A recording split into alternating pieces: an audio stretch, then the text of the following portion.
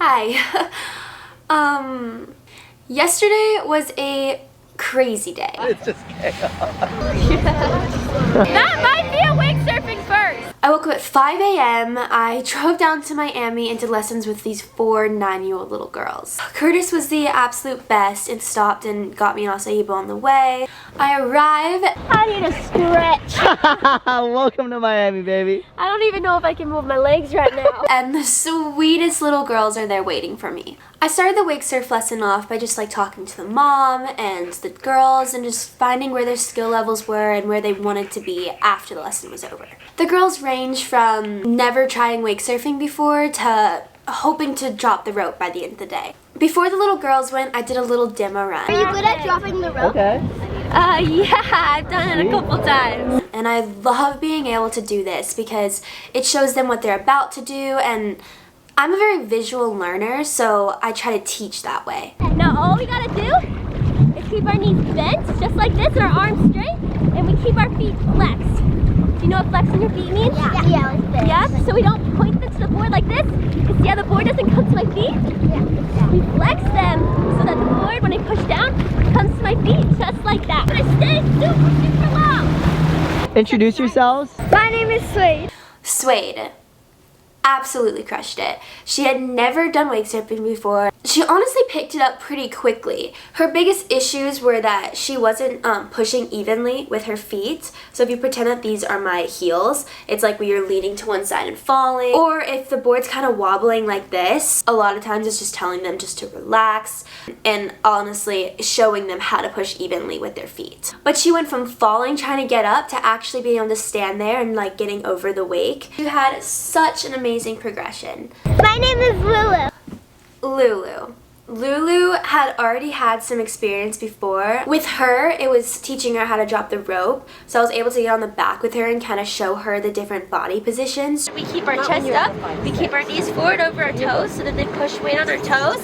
And then what you do is you take your hip and you point it towards the boat. Do you see the difference between this and this? Do you see how much tension's in the rope right now? And then if we go like this, that rope gets super loose. To stay in the wave, it's honestly all your body position. So you want to transition your hips over your front foot and then focus on pushing down with your toes. It took her a little bit to kind of understand the concept, but once she did, it was perfect. Like she fell back in the wave and learned how to go back to the boat, and I was honestly super proud of where she ended up. My name is Indy. And little Indy. So Indy had more of an issue with letting the boat pull her forward. So again, if you're like this, like hunched over, the boat has a lot more chance of pulling you forward.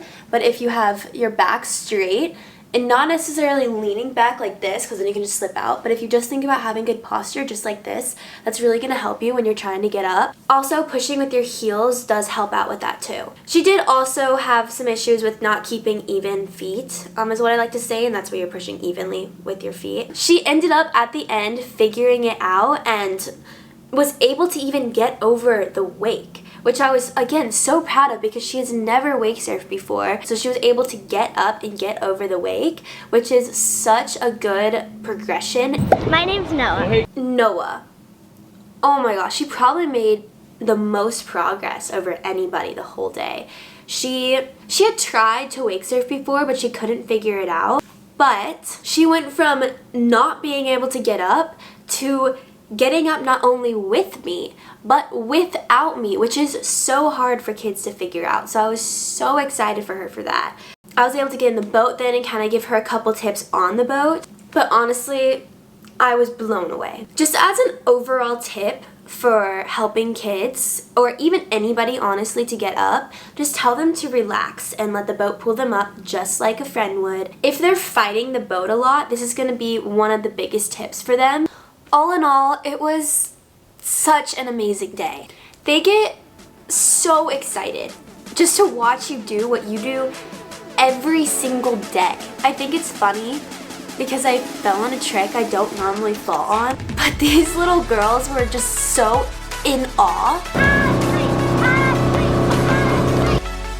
that it just didn't matter. They don't Nobody notices, nobody cares. I'm still standing on top of water, riding the wake behind a boat. I dropped the rope, so I don't even need the rope, and you're just throwing these crazy tricks. Like, I still don't understand how that works. And yes, I still fall all the time, and that's what I want to show in these videos, is I'm not perfect. I'm gonna fall on something stupid, just like everybody else does. But even when I fall, I still am learning. Like, it's not like I fall and I'm just failing at it. Like, you're still learning every single time you fall. And the support that these little girls had for me, and honestly one another the entire time, that is something that I want to remember. How was that? That was so good. She was about to go out and then she just kept going and then it was so good. You were so good at that. Oh my gosh. Can I have them at every company?